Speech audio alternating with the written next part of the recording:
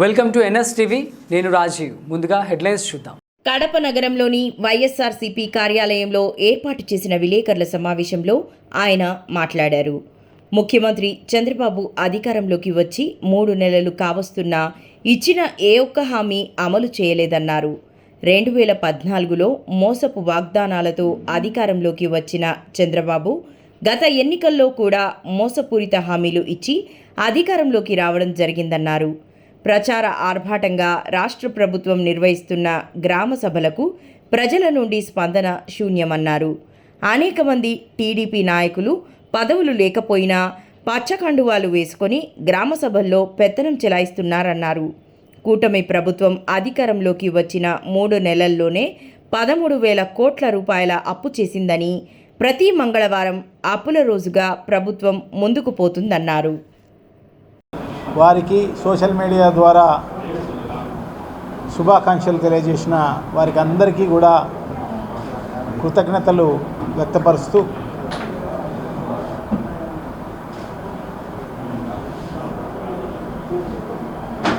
ఇప్పుడు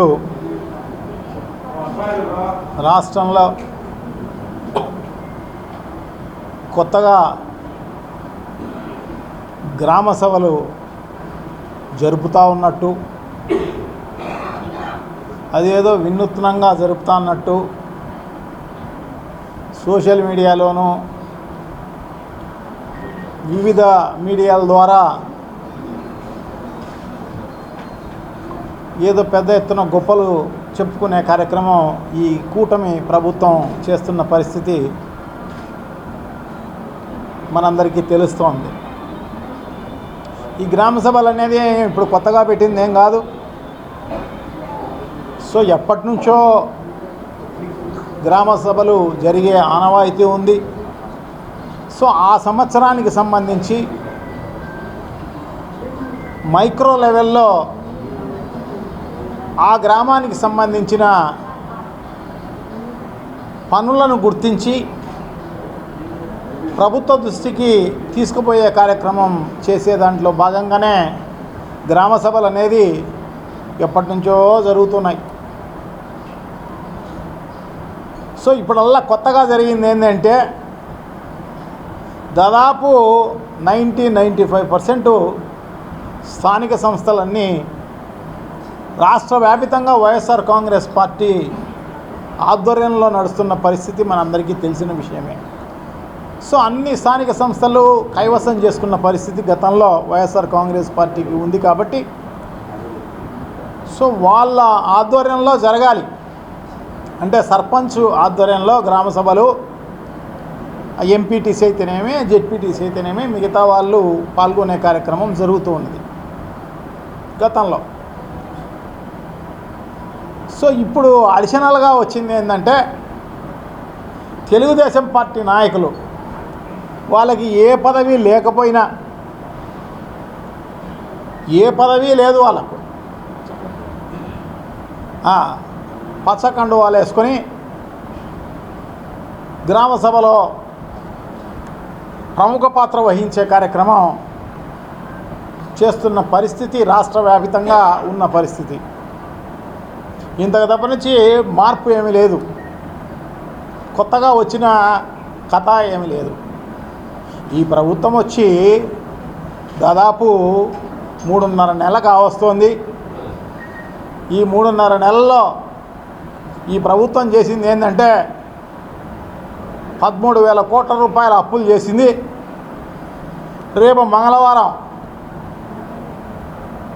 ఇంకొక 2,500 కోట్ల రూపాయలు అప్పులు చేసే కార్యక్రమం జరుగుతోంది. అంటే ప్రతి మంగళవారం